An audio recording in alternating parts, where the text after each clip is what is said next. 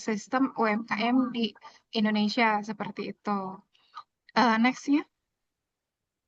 Jadi kita sekarang mau melihat konseptual framework-nya dulu ya, dan juga metodologi. Untuk slide selanjutnya kita akan fokus ke sana gitu ya. Silakan next slide. Jadi ANT ini tuh sebenarnya kita ingin memetakan gitu ya. Jadi bagaimana human actors atau kelembagaan itu dan juga dari sisi non actors atau aktan itu, non human actants. Jadi kita bisa nih menggunakan kelembagaan sebagai manusia, aktor manusia, dan juga bagaimana sistem regulasinya, platformnya, terus instrumen keuangannya tuh seperti apa gitu ya. Di sini Aku zoom, kita Pak. metodologinya tuh dengan Aku pendekatan zoom. kualitatif karena kita based on bisa interview, Zoom. bisa dari Nang analisis omahku zoom, data zoom. sekunder dan juga dengan network analysis. Aku ya zoom. Datanya juga Oh, menggunakan bukan. dokumen Oh, review tetap gitu. guys.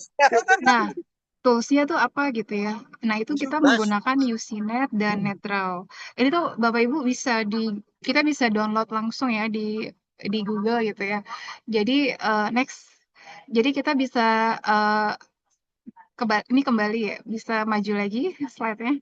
Jadi untuk software ini tuh secara free bisa di-download di Google ya, walaupun memang ada masa berlaku seperti itu Bapak Ibu.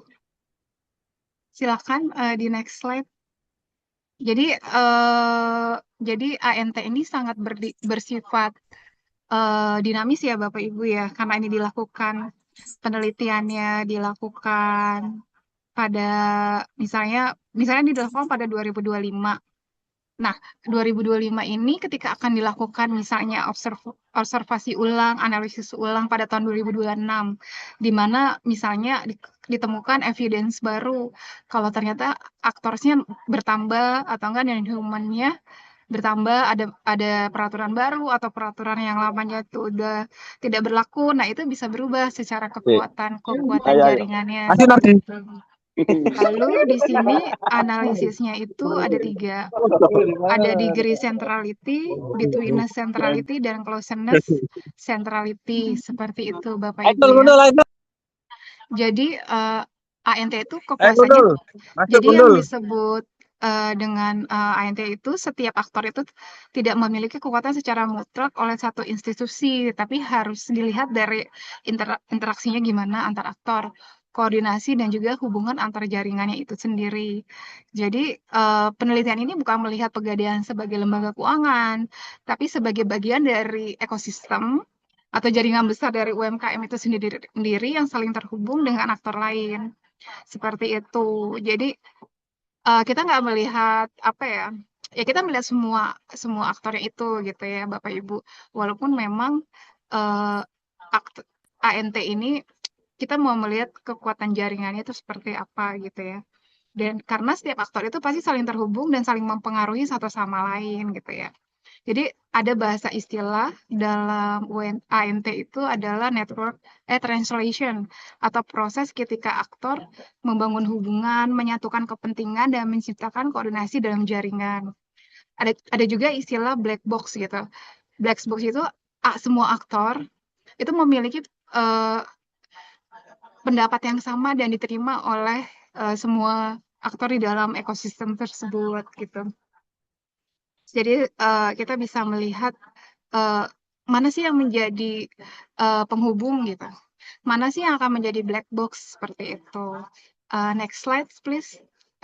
Bisa kita akan melihat berapa sih jumlah aktor yang dibuat dalam penelitian ini gitu ya. Ini kalau bisa melihat gambar di sebelah kiri ya, itu bukan dibuat secara manual Bapak Ibu sekalian. Namun, 29 aktor dan akstansi ini dibuat sebagai dari ANT itu yang tadi kalau misalnya di sini Bapak Ibu ada yang mau melakukan penelitian, terus mau menggunakan pendekatan aktor network teori itu bisa. Jadi ini untuk penelitian ini saya menemukan ada 29 aktor ya, baik itu human dan non-human. Seperti itu, dan jika dilihat dari kekuatannya, jadi network sentralisasi aktor ini dihitung oleh ANT itu sebesar 28,26%. Jadi, jika dilihat bahwa struktur jaringan di ekosistem UMKM ini yaitu moderate centralized. Jadi hal ini menunjukkan apa sih Bapak Ibu? Bahwa jaringan ini memiliki pusat koordinasi yang cukup tinggi namun tidak sepenuhnya didominasi oleh satu aktor saja gitu Bapak Ibu. Jadi kalau mau melihat nilai jaringan, 100% itu kalau nilai, di sini 28,26%, tapi kalau didapat di ANT software-nya itu 100 mendekati 100%, berarti seluruh jaringan itu tergantung oleh satu aktor. Kalau di sini karena hampir 30%, tapi berarti tidak ada faktor aktor yang dominan, seperti itu Bapak Ibu ya. Itu, next. Kita akan ke analisis pertama ya Bapak Ibu ya. Jadi terkait degree centrality. Degree centrality apa ya Bapak Ibu? Jadi kalau nanti Bapak Ibu ingin membuat paper gitu ya, bisa melakukan analisis di dalam paper tersebut terkait degree centrality. Jadi degree centrality itu untuk mengukur koneksi langsung yang dimiliki oleh semua aktor dalam jaringan. Jadi semakin tinggi degree-nya, maka semakin besar tingkat interaksi, pengaruh, keterhubungan aktor tersebut dengan aktor lain dalam sistem gitu ya. Kalau bisa dilihat nih biru-biru ini ada yang besar, ada yang kecil ya, Bapak Ibu ya. Ini memperlihatkan semakin besar berarti aktor tersebut paling banyak nih interaksinya dengan aktor-aktor lain gitu ya. Jadi kalau bisa dilihat Pegadaian HQ itu apa sih? Headquarters, jadi Pegadaian pusat. Jadi headquarters ini memiliki degree sentralisasi tertinggi yang menunjukkan bahwa Pegadaian merupakan aktor dengan konektivitas yang paling besar dalam jaringan. Seperti Ri itu. Priwanto. Lalu terkait ini juga menunjukkan bahwa Pegadaian pusat berpusat sebagai pusat koordinasi dari headquarters atau kantor pusat Pegadaiannya itu sendiri gitu ya. Selain itu bisa dilihat yang kedua itu Pegadaian branch atau unit ya. Jadi Pegadaian dari Pegadaian juga bisa menjadi terhubung juga dengan yang lain gitu ya, walaupun dia masih di cabang tidak sebesar di Pegadaian pusat. Lalu Bitwinis ini untuk melihat apa sih gitu ya. Bitwinis ini untuk melihat yang sebagai penghubung. Istilahnya mungkin bahasa kita yang penghubung atau broker gitu ya. Kalau bahasa teorinya itu broker atau penghubung antar kelompok dalam jaringan gitu ya. Betul. Jadi Selamat aktor bergabung ya, Bapak dengan Reco. nilai dengan between centralnya tinggi berarti memiliki kemampuan untuk menghubungkan aktor-aktor lain gitu. Jadi kalau di sini ditunjukkan yang paling besar apa sih gitu ya. Ternyata yang punya betweenness itu yang paling tinggi itu adalah prinsip-prinsip syariah. Belum Mbak, masih sebelumnya. Yang tadi betweenness centrality. Jadi bukan sebelumnya. Jadi betweenness ini yang sebelumnya lagi. Jadi di sini bisa terlihat ya bisa terlihat kalau nextnya deh nextnya sorry. Jadi memang prinsip syariah itu memiliki sentrality tertinggi ya 31,6%. Jadi kalau bisa dilihat di sini, Pegadaian headquarters walaupun dia punya interaksi yang banyak sebagai pusat koordinasi, namun sebagai Mandor Reco. penghubung antar jaringan itu justru prinsip-prinsip syariah itu di masyarakat yang menjadi penghubung antar jaringan gitu ya. Seperti itu. Next,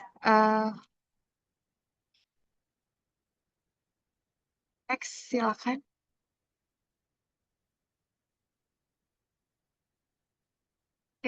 Di sini kita bisa mau melihat inti dari apa ya aktor apa ya yang menjadi inti atau juga sekitarnya gitu ya, yang tidak terlalu besar gitu ya. Jadi aktor inti atau aktor inti atau terkunci ya bahasanya mungkin lebih mudah dipahami adalah Pegadaian headquarters, terus Pegadaian cabang-cabang yang kecil itu dan juga UMKM formal. Sedangkan NGO, universitas, UMKM informal berada pada posisi luar gitu ya, bukan sebagai aktor kunci. Lalu penelitian ini juga menemukan apa sih gitu ya Bapak Ibu ya? Penelitian ini juga menyoroti pentingnya tuh peran non-human gitu ya. Dalam hal ini tuh prinsip-prinsip syariah gitu. Jadi prinsip-prinsip syariah itu memberikan legitimasi bagi UMKM di Indonesia atau buat ekosistem UMKM terhadap sistem pembiayaan syariah gitu. Lalu selain itu apa sih adanya platform digital gitu ya, meningkatkan aktivitas aksesibilitas layanan keuangan. Seperti apa? Mungkin Cok, biar dari jambi sisi cok. string gitu ya. Lalu jadi bisa dibilang dalam Pegadaian Headquarters merupakan sebagai organisasi black box dan syariah prinsip syariah sebagai regulatory black box itu sendiri gitu. Ya, next slide. Lalu apa sih yang bisa kita ambil dari penelitian ini ya? Dan implikasi kebijakannya apa gitu ya? Jadi secara umum sistem pembiayaan UMKM itu bukanlah hubungan linear ya Bapak Ibu ya antara pemberi pinjaman dan penerima pinjaman. Jadi kalau dilihat ekosistem UMKM di sini dalam menggunakan perspektif ANT itu ya merupakan ekosistem tata kelola yang kompleks dan perlu melibatkan banyak aktor seperti itu Bapak Ibu ya. Lalu jika dilihat kekuasaan dalam sistem itu muncul dari hubungan atau interaksi antar aktor bukan hanya dalam satu lembaga dominan ya. Seperti tadi gitu. Walaupun headquarters paling banyak hubungan dengan semua aktor yang 28, namun ternyata prinsip syariah itu sebagai penghubung yang bisa mendekatkan semua aktornya itu gitu Bapak Ibu. Lalu dari sisi kebijakan juga diperlukan kolaborasi multi aktor ya yang lebih kuat, terutama untuk memperkuat aktor-aktor yang di luar gitu. Tadi kan aktor utama kuncinya itu eh, apa Pegadaian headquarters dan seperti itu ya. Dan ada aktor-aktor yang di luar aktor kunci. Nah itu kolaborasinya belum terlihat kuat gitu. Namun bisa dilakukan peningkatan gitu dengan kolaborasi dengan universitas atau dengan NGO gitu seperti itu Bapak Ibu. Jadi fokus kebijakan juga perlu diarahkan pada digitalisasi, ada financial inclusion gitu ya Bapak Ibu ya, dan bagaimana kelembagaan ini bisa lebih berlanjut di masa depan seperti itu Bapak Ibu. Lalu next slide. Mungkin yang terakhir yang John. kesimpulannya Bapak Ibu. Tangi John, ojo turu John. Nyambut kayak Jadi John. sebagai kesimpulan, penelitian ini juga menunjukkan bahwa Pegadaian merupakan aktor sentral dalam jaringan pembiayaan UMKM di Indonesia gitu ya Bapak Ibu ya. Walaupun di sini tidak ada aktor utama ya, karena tidak ada yang mendekati 100%. Jadi pengaruhnya masih tersebar di beberapa aktor utama seperti itu Bapak Ibu. Selain itu aktor manusia dan aktor atau kita bahasanya kalau non manusia itu aktans ya Bapak Ibu ya. Jadi nanti bisa dipelajari kalau mau nanti ada penelitian terkait social network bisa menggunakan pendekatan aktor network ini Bapak Ibu gitu. Karena waktu waktu saya menyelesaikan tesis saya juga menggunakan pendekatan ini gitu Bapak Ibu. Jadi bisa dipelajari dan secara software juga free, walaupun ada masa berlaku ya berapa bulan ya kalau nggak salah ya. Tapi kan ini maksudnya bisa belajar gitu kalau nanti Bapak Ibu sekalian ke depannya mau melakukan penelitian secara ilmiah seperti itu. Rekomendasinya mungkin yang tadi ya banyak aktor-aktor di luar aktor kunci yang bisa ditingkatkan kolaborasinya. Lalu regulasi dalam sistem pembiayaan UMKM. Seperti Din, itu. Din. Kalau nyarek, lamu ini pas iku, Bos. Seperti itu Bapak Ibu, mungkin kalau ada Ya, mungkin secara closing seperti itu Bapak Ibu, demikian presentasi yang dapat saya sampaikan ya Bapak Ibu ya. Terima kasih ya Bapak Ibu. Saya kembalikan waktu dan tempat kepada Kamila ya, silakan. Baik, terima kasih banyak Ibu Dr. Retno Setiawati atas pemaparan yang sangat menarik dan membuka wawasan bagi kita semua.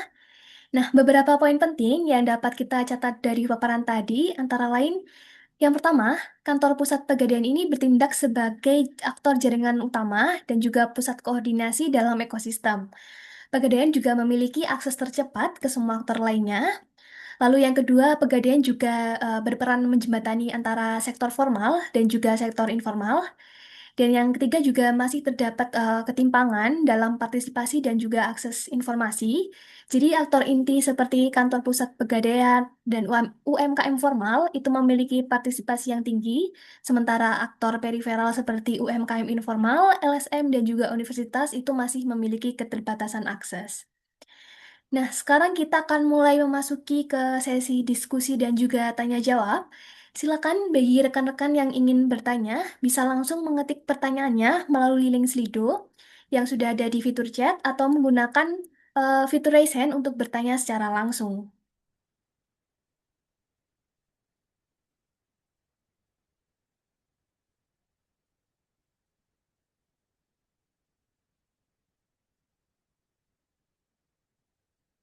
Boleh langsung Bu moderator.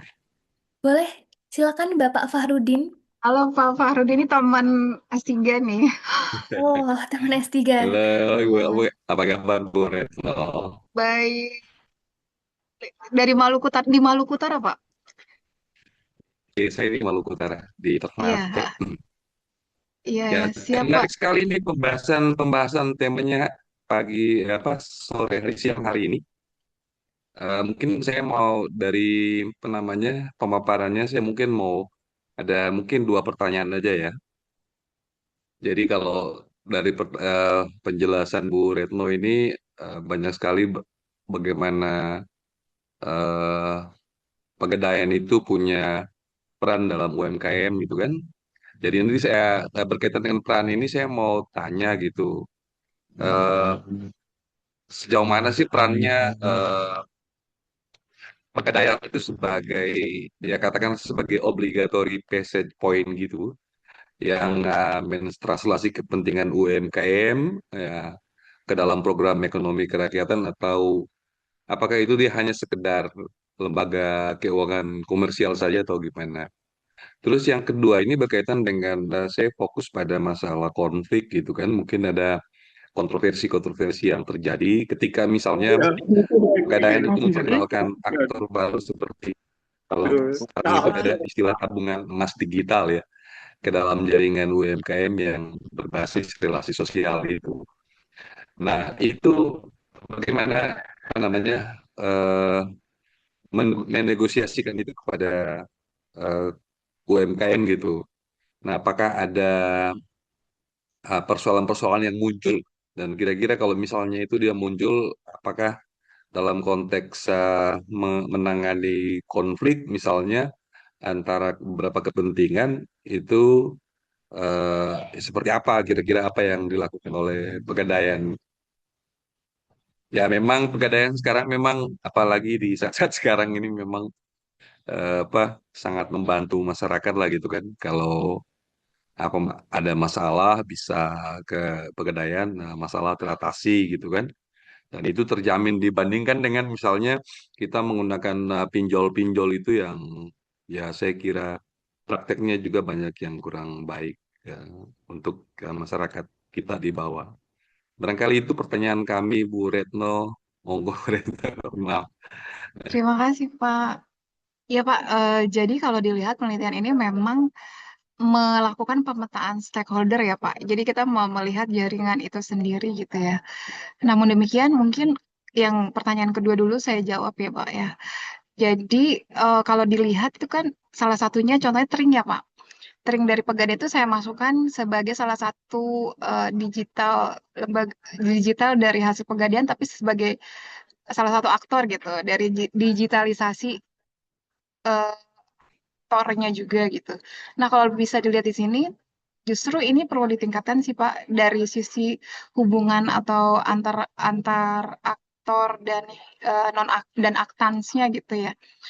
Eh, Namun demikian, kalau dari sisi saya melihatnya dari kekuatan jaringan ya Pak.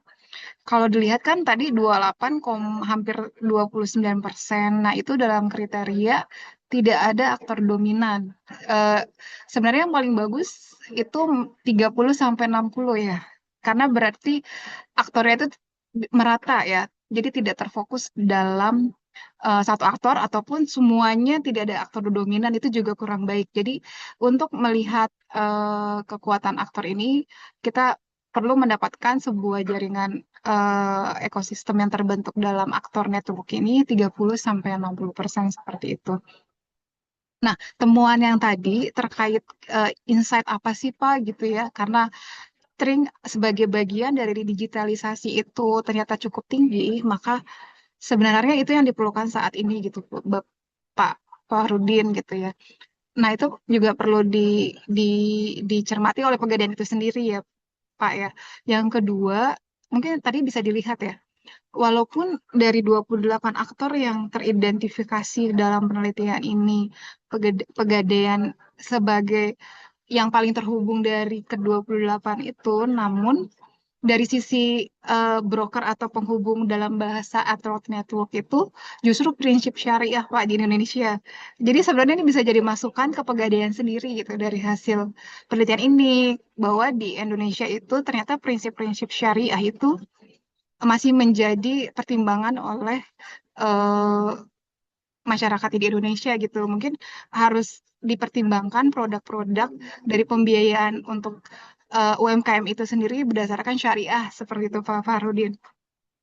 Terkait dengan secara teknikal nanti Pegadaian gimana, mungkin nanti akan ada penelitian selanjutnya Pak Farudin karena dari sisi penelitian ini dilihat dari sisi ekosistem atau network, siapa yang menjadi kunci utama, kekuatan jaringannya seperti apa, eh, lalu ada intermediaries atau penghubung itu siapa gitu ya, itu kan juga merupakan sebuah temuan juga ya Pak Fahrudin gitu.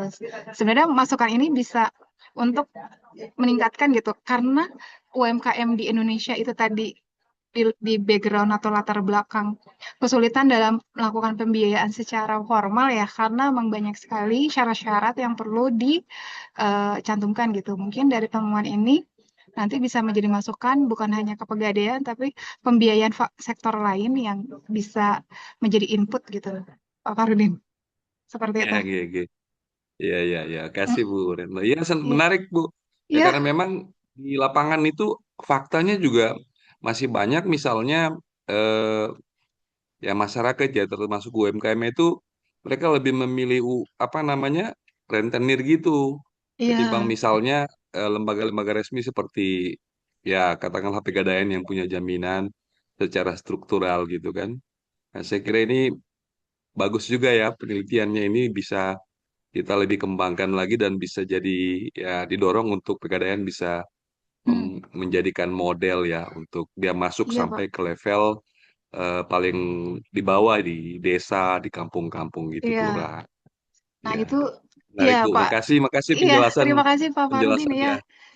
Iya, saya juga noted itu Pak. Jadi sebenarnya ini sebagai langkah awal ya dalam sebuah penelitian ya. Pertama kan kita mau memotret atau memapping jaringan itu sendiri ya.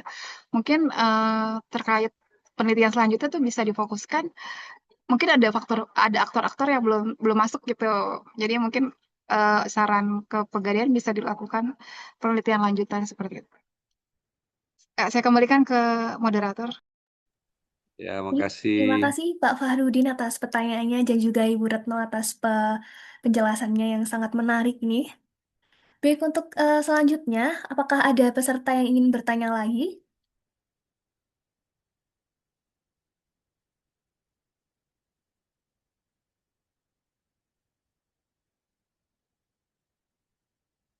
Silakan bagi yang ingin bertanya, bisa menuliskan pertanyaannya di link Slido, atau bisa bertanya secara langsung.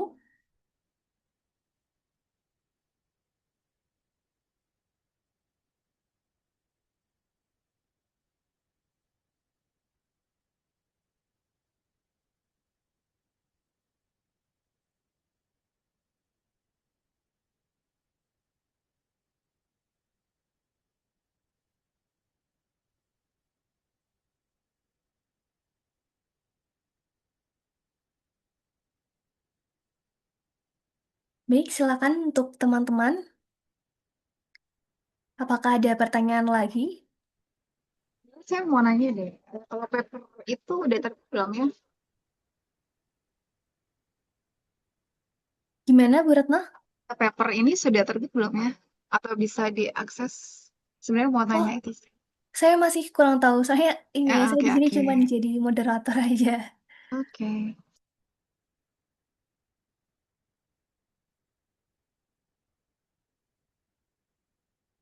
Mungkin nanti kalau diinformasikan ya Mbak, kalau sudah terbit mungkin ada yang mau membaca secara detail seperti itu. Oh ya, Oke. baik siap Bu. Nanti saya infokan ke adminnya juga.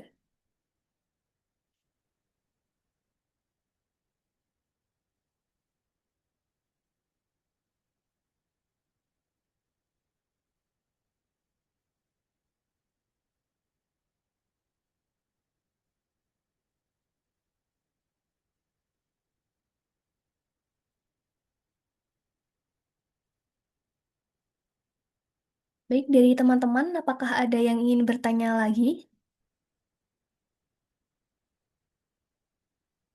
Oke, ini ada satu pertanyaan, Bu. Bagaimana Pegadaian menerjemahkan kepentingan UMKM, teknologi, regulasi, dan aktor lain menjadi satu jaringan yang stabil untuk mendorong ekonomi kerakyatan?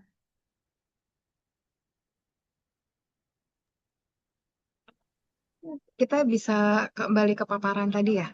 Misalnya coba mungkin atau nggak saya jelaskan aja ya eh, terkait dengan closeness, dengan betweenness dan degree centrality itu sendiri ya. Kita harus melihat kekuatan jaringan itu 28 sekian. Dan kalau bisa memang di antara aktor itu dikuatkan. Jadi kita bisa mencapai nilai 30 sampai 60%. Jadi bukan cuman satu aktor yang dominan, tapi ada beberapa aktor yang dari 28 ini memiliki kemerataan dalam interaksi gitu, seperti itu. Lalu seperti insight apa sih yang tadi sudah dipaparkan kan ada juga yang terkait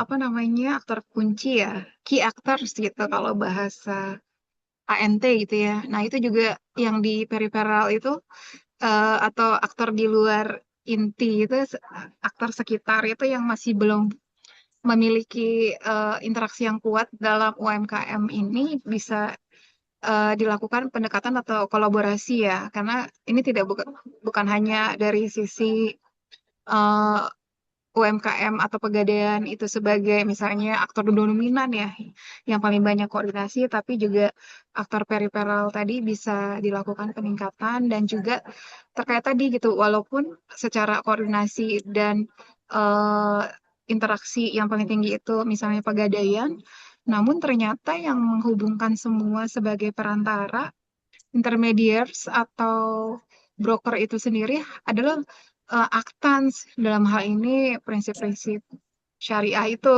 Nah, itu sebenarnya temuan juga seperti itu sih.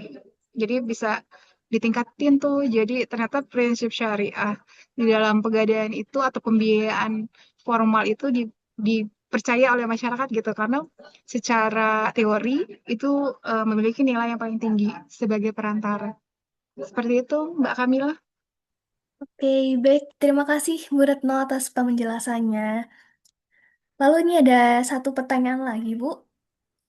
Pertanyaannya, apakah kalau masih mahasiswa masih bisa memiliki potensi dalam pegadaian? Soalnya kan kita mahasiswa juga ingin tahu dunia yang lebih.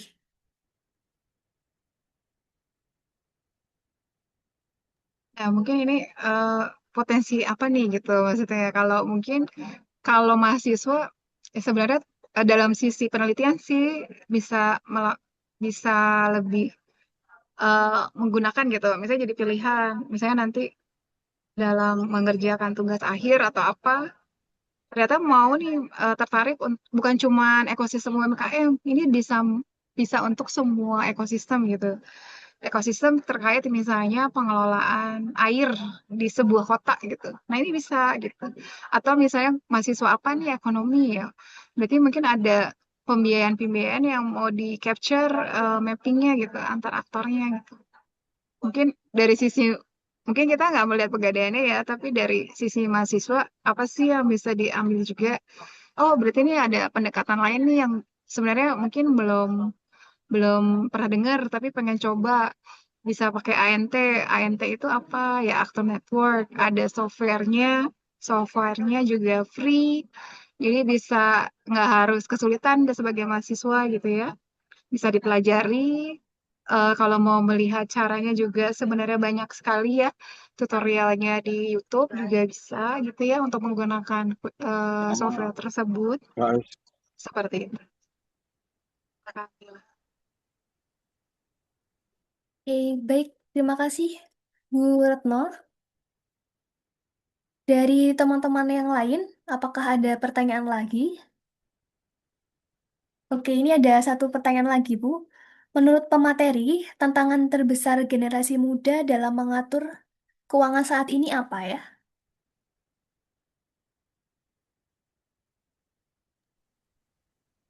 Ini di luar konsep ini ya penelitian ya. Ya Iya, maksudnya ya mungkin jadinya pendapat pribadi gitu ya.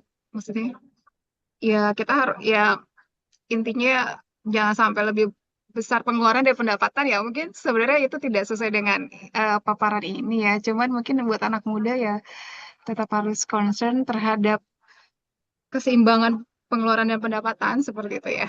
Kalau bisa dibilang jangan sampai terjebak eh, untuk hal-hal yang misalnya untuk gaya hidup misalnya nggak melakukan apa gitu ya ternyata pendapatannya tidak tidak sebesar itu untuk menutupi pengeluaran seperti itu. iya, baik. Terima kasih, Bu Retno.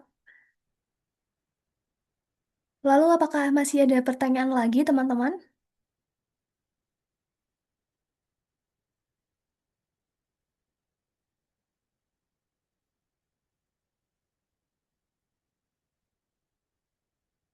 Ini ada pertanyaan, apa yang rekomendasi kepada Pegadaian untuk meningkatkan kekuatan jaringan yang lebih kuat minimal di 30%?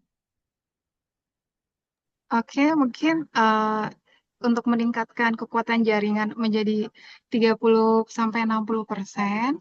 Jadi yang pertama itu harus dicek kita harus mapping dulu gitu. Kita harus tahu kekuatannya apa gitu. Karena ini kan sebenarnya pendekatannya kualitatif ya, tapi bisa dikuantitatifkan dengan menggunakan software. Jadi bagaimana cara meningkatkan? Pertama kita harus membuat mapping dulu eh, stakeholders dari sebuah sistem yang mau kita capture gitu ya Bapak Ibu ya. Lalu setelah itu kita kita nilai dulu kekuatannya. Setelah kita membuat mapping, kita akan tahu tuh kekurangan dari jaringan tersebut apa. Ada satu hal kunci yang perlu di garis bawahi ya Bapak Ibu. ANT ini bersifat statis. Jadi ketika ini dilakukan misalnya sekarang tahun 2026 dengan data menggunakan evidence tahun 2006. Ketika ada peneliti lain yang mau menggunakan teori ini dengan cara yang sama, stakeholder yang mungkin sama, atau ada penambahan stakeholder, ada atau aktornya berkurang, itu pasti kekuatannya akan berbeda seperti itu Bapak Ibu. Jadi memang harus update terus gitu. Tapi ini bisa di capture untuk sebagai cara untuk bagaimana meningkatkan kekuatan jaringan itu gitu. Karena di sebuah jaringan ekosistem itu agak sulit untuk melihat kira-kira yang aktor dominan yang mana, aktor kuncinya siapa, penghubungnya itu yang paling kuat apa? Nah, penghubung ini yang perlu ditingkatkan. Dalam hal ini prinsip syariah ya. Bisa aja di penelitian lain penghubung atau intermediaries atau dalam bahasa Indonesianya itu broker, ternyata itu yang perlu ditingkatkan gitu. Bukan orang yang paling banyak interaksinya. Orang yang paling banyak interaksinya belum cukup kuat untuk meningkatkan nilai dari sistem itu sendiri ya, jaringan itu sendiri. Jadi penghubungnya itu yang harus dikuatkan juga. Seperti itu, Mbak Kami. Oke, baik. Terima kasih banyak, Ibu Retno. Mungkin ini ada satu pertanyaan terakhir, ada di eh, kolom chat.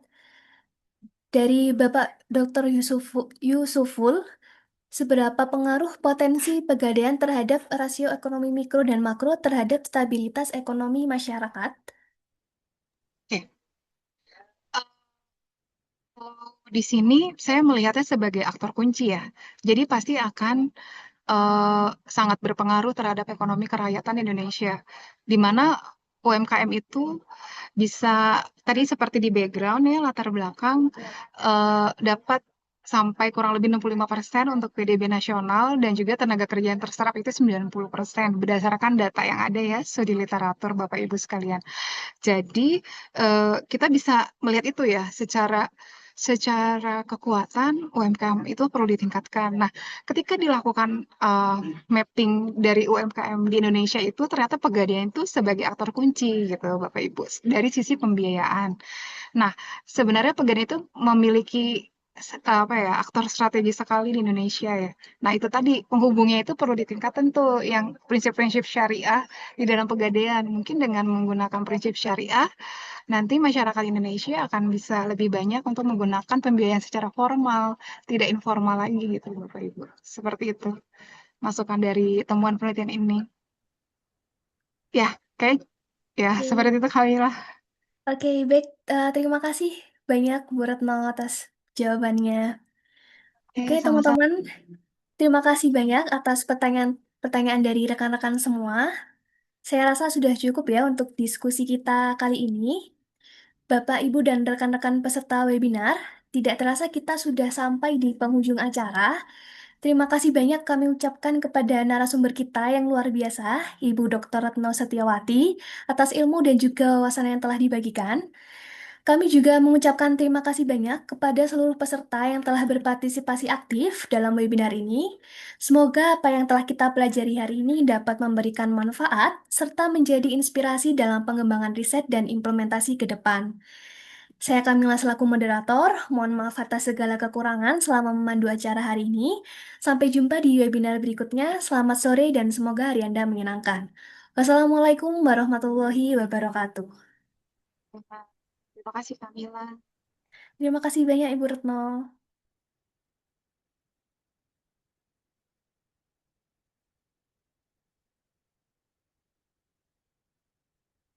Untuk link presensi ada di eh, kolom chat. Mungkin teman-teman bisa langsung absen di sana. Baik, terima kasih banyak semuanya. Sama-sama. Waalaikumsalam.